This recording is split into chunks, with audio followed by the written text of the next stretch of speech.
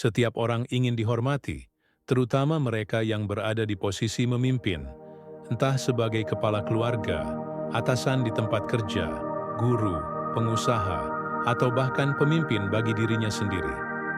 Tapi seringkali, kekuasaan membawa ego, emosi mengaburkan, akal dan ketegasan disalahartikan sebagai kemarahan.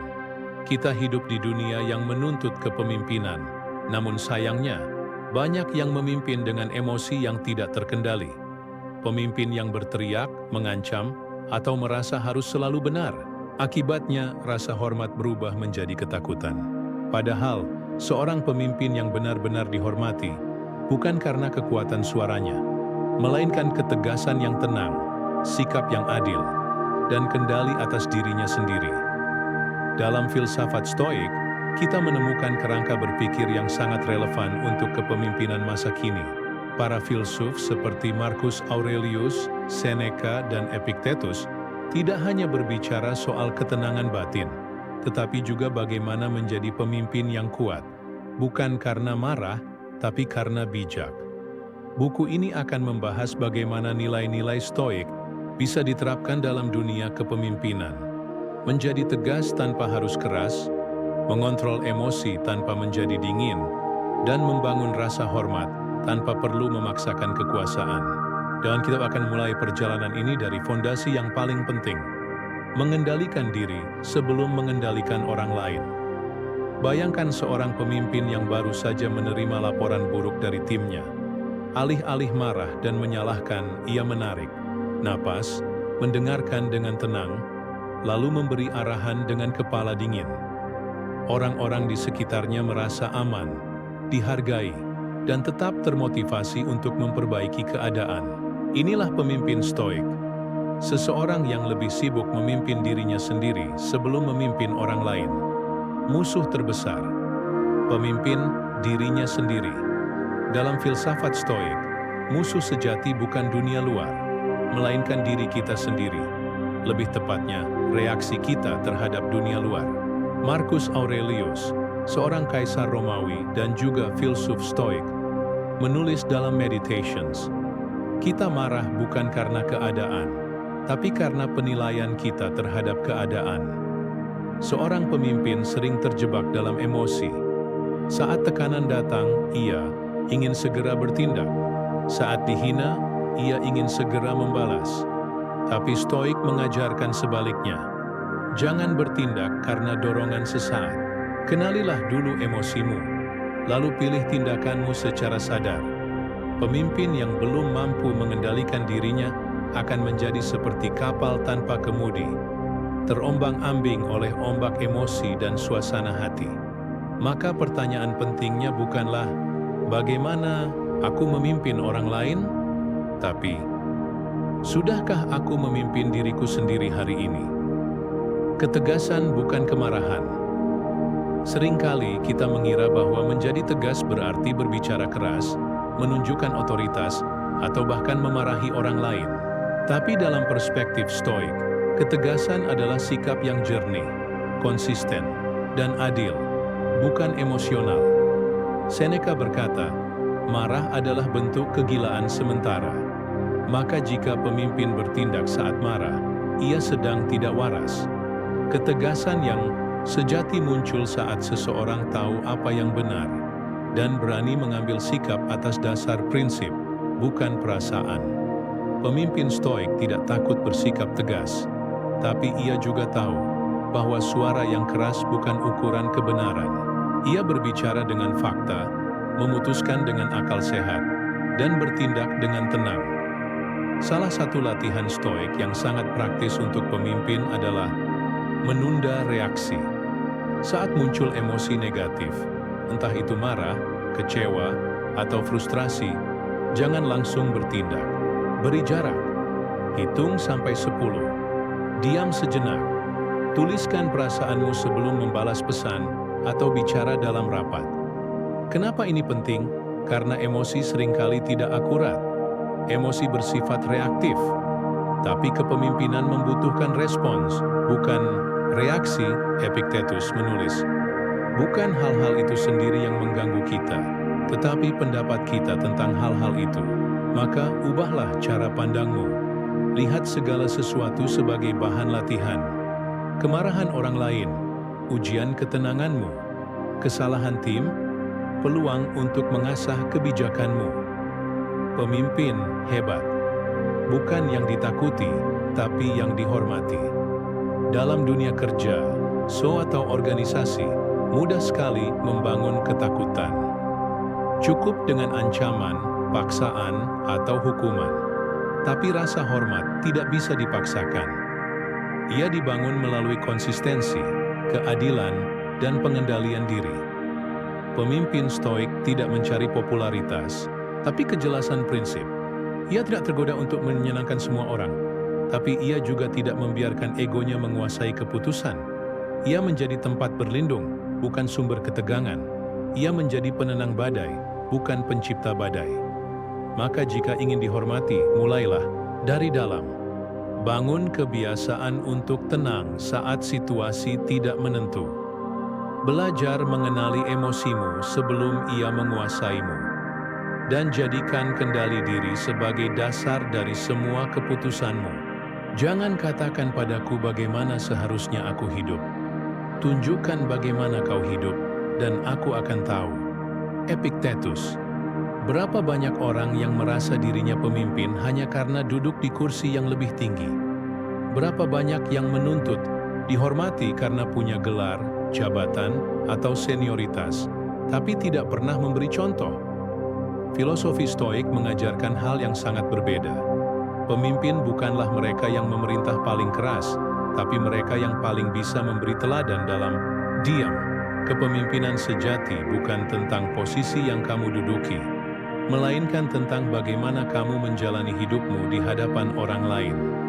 Kepemimpinan itu tindakan kecil yang konsisten. Dalam tradisi Stoik, kita tidak diukur dari apa yang kita klaim, tapi dari apa yang kita lakukan berulang-ulang. Tidak perlu pidato panjang atau kata-kata yang menggugah, karena perilaku sehari-hari jauh lebih lantang daripada suara mulut. Seorang atasan yang datang tepat waktu, mendengarkan bawahannya dengan tulus dan tetap tenang saat tekanan datang. Sedang memimpin, meski tanpa berkata sepatah kata pun.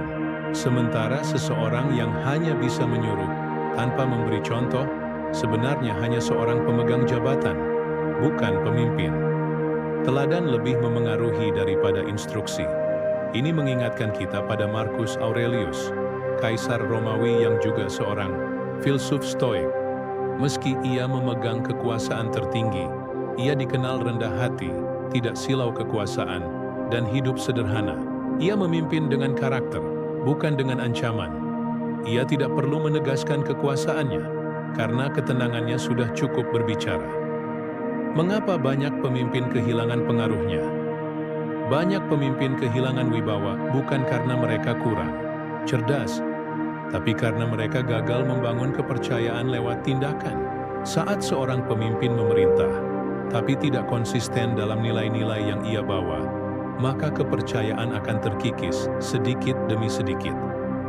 Bayangkan seorang atasan yang terus menuntut integritas dari timnya, tapi sering berbohong dalam laporan. Atau seorang manajer yang minta timnya bekerja keras, tapi dirinya sering kabur duluan. Dalam konteks ini, siapa yang sesungguhnya sedang dipimpin? Stoikisme mengajak kita untuk melihat ke dalam diri terlebih dahulu.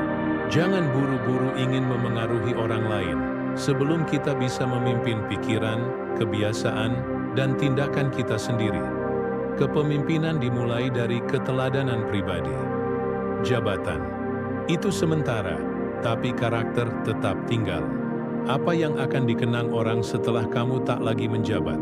Gaji bisa habis, pangkat bisa turun. Namun, nilai yang kamu tanam lewat sikap dan tindakan sehari-hari akan tetap tinggal di ingatan orang lain. Dan itulah yang membedakan pemimpin sejati dari sekadar pejabat. Filosofi Stoik menekankan bahwa jabatan hanyalah hal eksternal, sesuatu yang di luar kendali kita. Yang bisa kita kendalikan adalah bagaimana kita menggunakan jabatan itu untuk berbuat adil, bersikap tenang, dan memperlakukan orang lain dengan hormat. Pemimpin stoik tidak silau pujian, juga tidak panik saat dihina. Ia tahu, semua itu bukan cerminan nilai dirinya. Nilainya terletak pada apa yang ia lakukan, bukan apa yang orang lain katakan. Menjadi pemimpin dimulai dari diri sendiri. Kita tidak perlu menunggu posisi formal untuk mulai memimpin. Kita bisa memimpin dari manapun, kapanpun. Di dalam rumah, kita bisa memimpin lewat kesabaran. Di tempat kerja, kita bisa memimpin lewat kejujuran. Bahkan dalam media sosial, kita bisa memimpin lewat cara kita menanggapi komentar orang lain. Kepemimpinan sejati, menurut Stoikisme, adalah praktik harian dalam menjaga prinsip dan tindakan kita tetap sejalan. Kita tidak perlu mendeklarasikan diri sebagai pemimpin. Biarkan orang lain yang merasakan wibawa kita melalui cara kita hidup. Marcus Aurelius menulis dalam Meditations, "Jadilah orang yang ketika seseorang melihatmu, ia berkata, 'Jika dia bisa hidup seperti itu, aku pun bisa.'" Itulah pemimpin sejati, bukan yang ingin ditakuti, tapi yang menginspirasi. Bukan yang memerintah dari atas, tapi yang mendorong dari tengah. Semakin besar seseorang dalam dirinya sendiri, semakin kecil ia perlu terlihat besar di mata orang lain. Ada satu musuh yang tidak kasat mata. Ia tak berwujud, tapi mampu menghancurkan reputasi. Ia senyap, tapi perlahan merusak penilaian. Ia makna ketinggal di luar sana, tapi hidup di dalam, yaitu ego adalah bayangan diri yang membesar dalam kesunyian pujian. Ia tumbuh dari keinginan untuk selalu benar, untuk selalu terlihat unggul, untuk tidak pernah mengakui kesalahan. Seorang pemimpin yang belum menaklukkan egonya, seperti seseorang yang mengendarai kereta kuda yang liar tanpa tali kendali, cepat, bertenaga, tetapi menuju jurang. Ego, musuh dalam selimut. Kepemimpinan.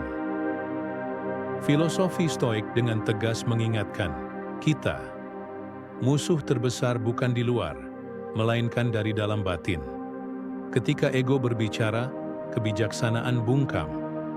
Ketika ego mendominasi, kita tidak lagi mendengar.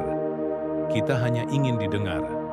Seorang pemimpin yang dikuasai ego akan mulai merasa dirinya pusat dari segala hal.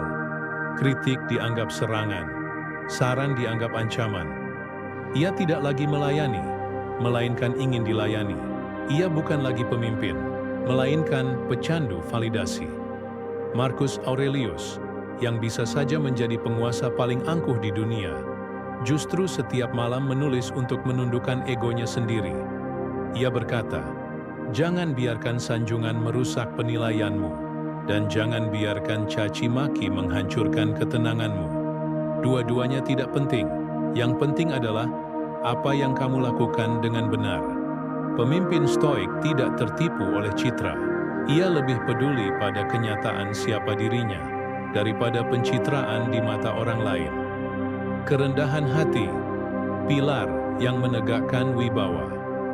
Mungkin terdengar paradoksal. Bukankah pemimpin harus percaya diri? Ya, tapi percaya diri berbeda dengan pongah. Percaya diri lahir dari pemahaman akan kekuatan dan kelemahan. Sementara ego hanya melihat kekuatan dan menyangkal kelemahan. Pemimpin yang rendah hati adalah pemimpin yang kuat. Ia tidak mudah terguncang oleh kritik. Ia tidak defensif ketika salah. Ia tidak merasa terancam ketika orang lain lebih pandai. Kerendahan hati justru membuat pemimpin lebih dihormati, karena orang melihat kejujuran dan kebijaksanaannya. Epictetus menasihati, "Lebih baik kamu terlihat bodoh karena bertanya, daripada tetap bodoh karena pura-pura tahu." Pemimpin Stoik tidak akan pura-pura tahu. Ia akan bertanya, mendengar, dan terus belajar. Karena ia tahu bahwa ego adalah dinding yang memisahkan dirinya dari pertumbuhan. Kepemimpinan yang tulus tidak butuh panggung. Dunia modern sering menyamakan kepemimpinan dengan tampil mencolok. Tapi Stoikisme membalik paradigma itu. Semakin kamu butuh diperhatikan, semakin kamu kehilangan kendali atas dirimu. Seorang pemimpin sejati tidak butuh sorotan, karena ia bekerja bukan untuk dipuji. Ia bekerja karena itu adalah tugasnya sebagai manusia yang berakal dan berbudi. Ia melakukan yang benar bukan karena ditonton, tapi karena nilai itu melekat dalam dirinya. Dalam diamnya, ia memberi arah. Dalam tindakannya, ia mengajar tanpa kata. Seperti matahari yang tak pernah berbicara, namun tetap membuat segala sesuatu tumbuh. Ego dan keputusan yang buruk. Banyak keputusan buruk dalam kepemimpinan berasal bukan dari kurangnya informasi, melainkan dari ego yang menolak mendengar. Saat pemimpin lebih peduli pada citra daripada kenyataan, ia mulai memanipulasi data. Saat pemimpin lebih peduli untuk tampak hebat daripada mendengar kritik, maka bencana hanya soal waktu. Filosofi Stoik mengajarkan bahwa tujuan kepemimpinan bukanlah menjadi yang paling hebat, tapi menjadi yang paling berguna. Ego ingin kamu dipuji, tapi jiwa stoik ingin kamu bermanfaat. Pemimpin yang menaklukkan egonya tahu bahwa tidak semua hal harus ditanggapi, tidak semua konflik harus dimenangkan, tidak semua penghinaan harus dibalas. Kadang, diam adalah bentuk kekuatan. Kadang, mengakui kesalahan adalah bentuk keberanian. Seseorang pernah berkata, pemimpin terbesar bukan yang ditinggikan orang, tapi yang membuat orang lain merasa tinggi saat bersamanya. Dan hanya mereka yang telah melampaui egonya yang bisa melakukan itu. Karena ego ingin terlihat besar, tapi jiwa yang merdeka ingin membesarkan orang lain. Bayangkan jika seorang pemimpin tidak lagi memimpin dari kebutuhan untuk terlihat hebat, tapi dari hasrat untuk melayani dan memperbaiki. Bukankah itu bentuk kepemimpinan tertinggi? Jangan biarkan emosi mendahului akal, karena pemimpin sejati tidak bergerak karena dorongan hati yang liar, tetapi karena pertimbangan jiwa yang jernih. Seneca. Bayangkan seorang pemimpin yang menghadapi timnya yang gagal mencapai target. Ia bisa saja menggebrak meja, meninggikan suara, dan memancarkan amarah. Tapi apakah itu menunjukkan kekuatan atau kelemahan? Dalam pandangan Stoik, emosi yang tak terkendali adalah bentuk kelemahan jiwa. Bukan berarti kita menjadi dingin seperti batu, tapi kita mengarahkan emosi agar tidak menelan nalar. Seorang pemimpin Stoik tidak mati rasa, ia justru sangat sadar terhadap perasaannya. Tapi ia tidak membiarkan perasaan mengambil alih kendali. Tegas, itu bukan marah. Ada kesalahpahaman umum dalam kepemimpinan, bahwa ketegasan harus disertai amarah, bahwa untuk menunjukkan otoritas, seseorang harus bersikap keras dan menggertak. Tapi Stoikisme membantah keras ilusi ini. Ketegasan sejati tidak butuh suara tinggi, apalagi emosi meledak. Ketegasan Stoik lahir dari kekuatan batin, bukan dorongan sesaat. Seperti seorang kapten kapal yang menavigasi badai dengan tangan mantap di kemudi. Ia tidak bisa mengendalikan cuaca, tapi ia bisa mengendalikan arah. Demikian juga pemimpin. Ia tidak bisa mengendalikan reaksi orang lain, tapi ia selalu punya kuasa atas reaksinya sendiri. Marcus Aurelius menulis, jika kamu terganggu oleh sesuatu dari luar, itu bukan gangguan yang sebenarnya, tapi penilaianmu terhadapnya. Dan itu bisa kamu ubah sekarang juga. Mengendalikan diri adalah bentuk tertinggi dari kepemimpinan. Di dunia yang penuh provokasi, pemimpin yang bisa menahan diri adalah pemimpin yang benar-benar kuat. Butuh kekuatan besar untuk tetap tenang ketika dihina, ketika dikritik, ketika dihadapkan pada ketidakadilan. Tapi ketenangan itulah yang justru memberi kekuatan untuk mengambil keputusan dengan jernih. Epictetus memberi nasihat yang tak lekang. Waktu. Saat kamu marah, ketahuilah bahwa bukan orang lain yang menguasaimu, tapi kamu menyerahkan kekuasaan atas dirimu kepada mereka. Berarti, saat kita marah tanpa kendali, sebenarnya kita telah kalah. Bukan dari orang lain, tapi dari diri sendiri. Dalam kepemimpinan, kehilangan kendali berarti kehilangan arah. Kepemimpinan bukan reaksi, tapi respon yang dipikirkan, reaktif, adalah mudah.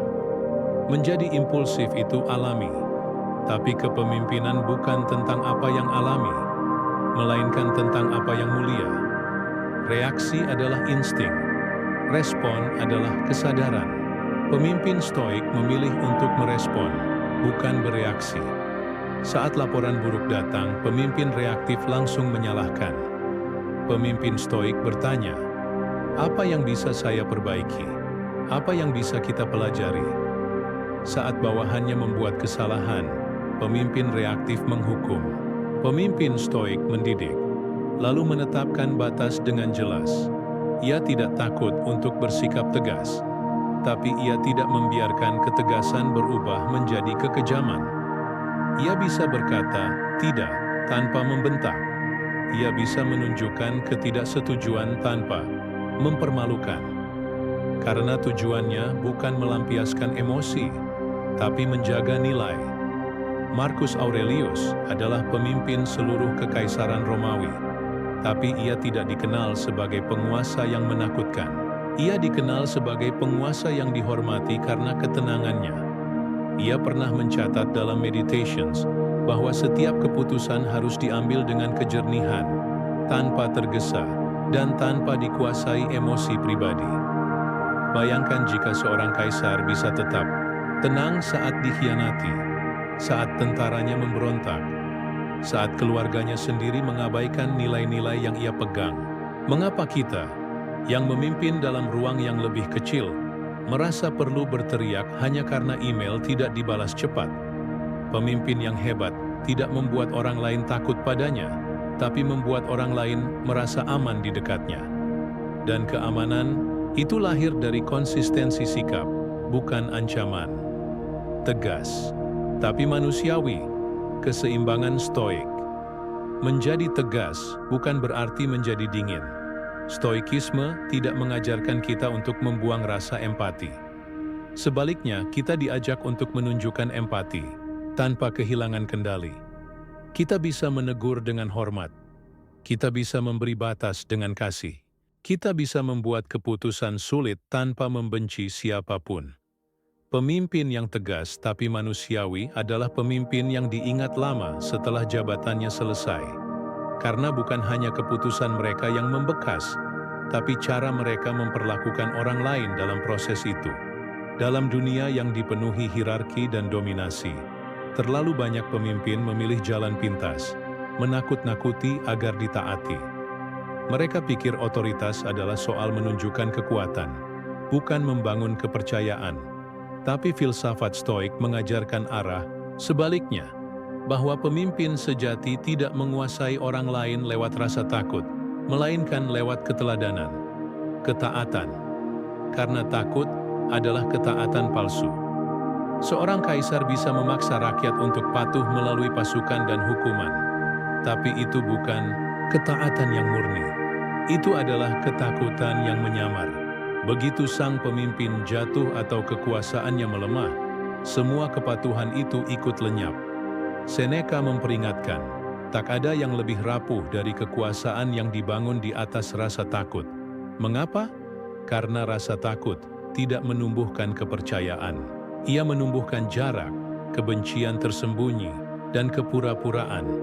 Pemimpin yang ditakuti akan membuat orang diam di hadapannya, bukan karena hormat, tetapi karena takut akan konsekuensi. Kepemimpinan stoik, kepemimpinan melalui teladan. Pemimpin stoik tidak memimpin dari atas, melainkan dari depan. Ia tak sekadar memerintah, tetapi hidup terlebih dahulu dalam nilai-nilai yang ia tuntut dari orang lain. Marcus Aurelius, dalam Meditations, tidak pernah membanggakan kekuasaannya. Ia justru terus-menerus mengingatkan dirinya untuk rendah hati, sabar, dan adil. Ia menulis, seolah sedang melatih dirinya setiap pagi. Kamu akan bertemu orang-orang yang bodoh, egois, dan kasar. Tugasmu bukan untuk membalas mereka, tetapi untuk tetap jujur dan berperilaku seperti seorang manusia. Inilah inti dari kepemimpinan stoik. Menjadi pribadi yang tak hanya memerintah, tetapi menginspirasi, dihormati, karena integritas, bukan posisi. Seseorang bisa memiliki jabatan tinggi, tapi itu tidak menjamin ia dihormati. Hormat yang sejati datang dari karakter, bukan dari gelar. Dunia bisa memberi posisi, tapi hanya perilaku dan konsistensi yang bisa menumbuhkan rasa hormat. Pemimpin stoik tidak sibuk mempertahankan kekuasaan, tapi sibuk memperbaiki diri. Ia tahu bahwa karakter lebih kuat dari reputasi, dan bahwa sikap sehari-hari lebih berbicara daripada pidato megah. Jika kamu ingin menjadi pemimpin yang dihormati, latihlah dirimu untuk menjadi orang yang kamu sendiri hormati. Epictetus, artinya, sebelum menuntut rasa hormat dari orang lain, pastikan kamu hidup dengan cara yang membuatmu pantas dihormati. Pemimpin yang dihormati tidak merasa perlu membuktikan diri. Pemimpin yang ditakuti seringkali merasa harus membuktikan bahwa ia berkuasa. Dengan nada keras, keputusan sepihak, atau pengawasan berlebihan. Tapi pemimpin yang dihormati tidak butuh pembuktian, karena sikapnya, caranya menangani konflik, dan ketenangannya sudah menjadi bukti itu sendiri.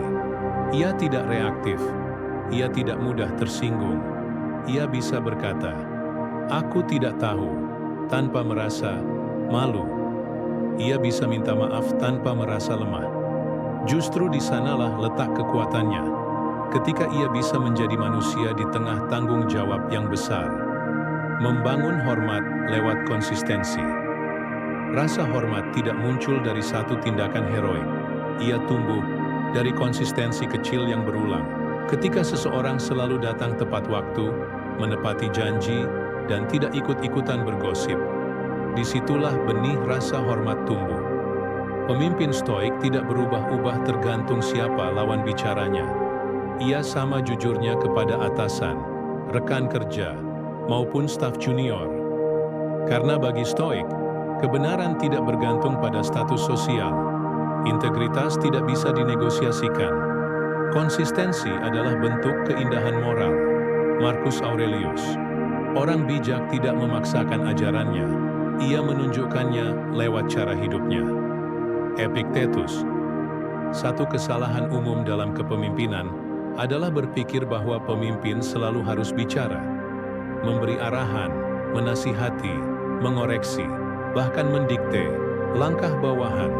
Tapi filsafat stoik justru menyodorkan prinsip sebaliknya. Pemimpin bijak tahu kapan bicara, kapan diam, dan kapan memberi ruang. Karena dalam diam yang bijaksana, pemimpin mengajarkan yang paling dalam.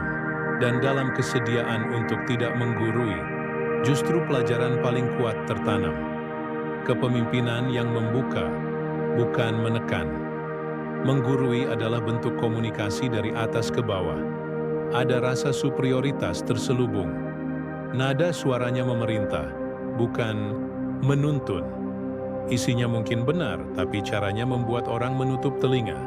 Sebaliknya, membimbing adalah komunikasi sejajar. Ia mengasumsikan bahwa orang lain punya potensi dan martabat, bukan kekosongan yang perlu diisi oleh ego kita. Marcus Aurelius dalam Meditations menulis tentang bagaimana ia belajar dari Maximus, salah satu mentornya. Ia tidak pernah merasa perlu menunjukkan bahwa ia bijaksana. Ia tidak pernah merendahkan orang yang tak sepakat dengannya. Tapi lewat sikapnya, kita semua tahu, inilah kebijaksanaan.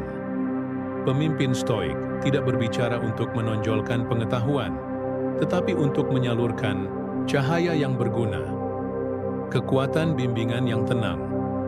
Bimbingan yang efektif lahir dari ketenangan batin, tidak tergesa, tidak reaktif, tidak ingin menang dalam debat, karena tujuannya bukan untuk mengalahkan, tapi untuk membantu orang bertumbuh. Seorang pemimpin yang stoik tahu bahwa orang tidak berubah karena dipaksa, melainkan karena merasakan kehadiran seseorang yang benar-benar memahami. Dan kadang, pemahaman itu tidak datang dari logika, tapi dari kehadiran dan contoh nyata. Nasihat terbaik seringkali tidak diucapkan, tapi diperlihatkan dalam tindakan.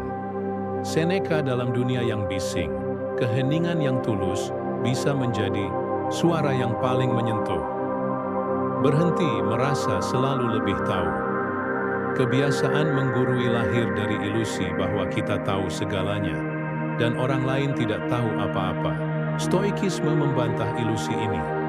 Epictetus berkata, kita diberi 2 telinga dan 1 mulut, agar kita lebih banyak mendengar daripada berbicara. Pemimpin yang bijak lebih sering bertanya daripada menyuruh, lebih sering mendengarkan daripada ingin memotong, dan lebih sering mengajak berpikir daripada langsung menyimpulkan. Karena ia tahu, dalam proses berpikir, itulah perubahan tumbuh. Perbedaan antara mengarahkan dan mengatur. Mengarahkan adalah memberi peta. Mengatur adalah menyeret orang sesuai kehendak kita. Pemimpin stoik memberi arah, tapi tidak memaksakan perjalanan. Bayangkan seorang pemanah. Ia tidak bisa mengendalikan angin, tapi ia bisa memperhitungkannya. Demikian pula pemimpin. Ia tidak bisa mengontrol respon setiap orang, tapi ia bisa mengarahkan dengan kebijaksanaan. Pemimpin yang terlalu ingin mengatur akan cepat lelah, karena ia berusaha mengendalikan hal yang berada di luar kuasanya. Stoik mengajarkan, pimpin yang bisa kamu pimpin, yaitu dirimu sendiri. Sisanya, bimbing dengan kepercayaan dan kesabaran. Latihan bimbingan stoik. Tanya sebelum bicara. Jangan langsung memberi nasihat. Tanyakan dulu. Menurutmu, apa yang bisa dilakukan? Ini memberi ruang bagi lawan bicara untuk berpikir. Desyamir rasa diraih. Gunakan pengalaman, bukan perintah. Alih-alih berkata, kamu harus begini. Cobalah. Aku pernah mengalami hal serupa. Yang aku pelajari adalah, jangan mengoreksi di depan umum. Orang lebih mudah menerima masukan jika merasa aman. Jangan jadikan koreksi sebagai tontonan yang mempermalukan. Sampaikan nilai, bukan hanya instruksi. Daripada memaksa orang disiplin, bantu mereka melihat mengapa disiplin penting. Nilai yang tertanam akan memicu perilaku jangka panjang. Terima bahwa perubahan butuh waktu. Jangan frustasi kalau orang tidak langsung berubah. Bimbingan bukan sulap. Seperti pohon, ia tumbuh perlahan tapi pasti. Keteladanan yang diam lebih kuat dari nasihat yang lantang. Kadang, pemimpin tidak perlu berkata apa-apa. Sikap tenangnya saat krisis, kesabarannya saat difitnah, kerendah hatiannya saat dipuji, itu semua adalah bimbingan tak bersuara yang paling dalam. Orang akan meniru apa yang mereka lihat, bukan apa yang mereka dengar. Maka jika ingin anak buah bekerja dengan integritas, tunjukkan itu dalam cara bekerja kita. Jika ingin mereka tidak emosional, tunjukkan bahwa kita bisa sabar. Tak satu pun manusia bisa memengaruhi orang lain lebih kuat daripada dia yang memengaruhi dirinya sendiri. Terlebih dahulu, Marcus Aurelius, jangan biarkan jiwamu menjadi kasar hanya karena kau ingin dianggap kuat. Marcus Aurelius. Ada anggapan keliru dalam kepemimpinan, bahwa agar dihormati, kita harus menjadi keras, harus bersuara lantang, harus menunjukkan kekuasaan dan membuat orang takut. Tapi stoikisme membalikan semua itu. Ketegasan sejati bukan tentang membuat orang tunduk, tapi tentang membuat keputusan dengan tenang dan jelas, tanpa kehilangan rasa kemanusiaan. Seorang pemimpin stoik tahu bahwa tegas tidak harus menyakiti. Justru karena ia tegas, maka ia tidak perlu menyakiti. Ketegasan bukan kekasaran. Banyak orang mencampur adukan antara ketegasan dan kekasaran, padahal keduanya berasal dari sumber yang sangat berbeda. Kekasaran lahir dari ego yang rapuh, dari rasa ingin diakui dan ditakuti. Ketegasan lahir dari prinsip yang stabil, dari keyakinan pada nilai yang tak bisa ditawar. Kita bisa menolak dengan sopan. Kita bisa mengatakan tidak tanpa merendahkan. Kita bisa memberikan kritik tanpa menyakiti harga diri. Kata-kata yang kuat tidak harus melukai, dan keputusan yang final tidak harus terdengar marah. Jangan pernah menggunakan akibatnya bila kata cukup. Jangan pernah menggunakan kata-kata kasar bila diam bisa memberi pelajaran. Seneca. Ketegasan adalah kejelasan tanpa kebencian. Ketegasan sejati tidak digerakkan oleh kemarahan, tapi oleh kejelasan. Pemimpin stoik tidak membuat keputusan saat emosinya memuncak. Ia tidak bertindak karena dendam atau karena ingin menghukum. Ia bertindak karena itu hal yang benar untuk dilakukan. Ketika seorang bawahan melakukan kesalahan fatal, misalnya, pemimpin stoik akan tegas memberi konsekuensi, tapi ia tidak mempermalukan. Ia tidak menyindir di depan umum. Ia tidak memelihara rasa marah. Ia hanya berkata, "Ini aturannya, ini risikonya, dan ini tanggung jawabmu." Kejelasan seperti inilah yang membuat orang tetap menghormati. Bahkan ketika ia ditegur, mengatur batasan tanpa menjadi dingin. Pemimpin bukan teman, tapi juga bukan musuh. Ia berada di posisi yang unik, harus menjaga jarak profesional, tapi tetap punya kehangatan moral. Stoikisme mengajarkan bahwa kita bisa menaruh belas kasih tanpa kehilangan batas. Kita bisa membantu, mendengarkan, dan peduli, tapi tidak ikut terseret dalam drama, manipulasi, atau permainan emosi. Ketika seseorang mencoba mengambil keuntungan atau memanipulasi, pemimpin stoik tidak marah. Ia cukup berkata, "Aku tahu niatmu. Aku tidak marah, tapi aku tidak akan ikut permainan ini." Ketegasan seperti ini bukan hanya elegan, tapi juga mengajarkan sesuatu, bahwa kita bisa kuat tanpa menjadi keras. Menegur tanpa merendahkan. Dalam stoikisme, bahkan saat memberi hukuman, kita tetap menghargai martabat manusia. Kita tidak menghancurkan karakter seseorang hanya karena ia salah. Karena kita tahu, setiap orang sedang berproses, dan kesalahan adalah bagian dari tumbuh. Kemarahan pada orang bodoh sama seperti memarahi anak kecil yang baru belajar berjalan. Epictetus, pemimpin stoik tidak kehilangan kendali atas emosinya, hanya karena bawahannya kehilangan kendali. Ia justru menjadi jangkar, tenang, stabil, dan bijak. Ketika semua orang panik, ia tetap berpikir jernih. Ketika semua orang saling menyalahkan, ia mengajak mencari solusi. Ketika ada yang gagal, ia memberi koreksi, tanpa mempermalukan. Itulah ketegasan yang memimpin, bukan yang menindas.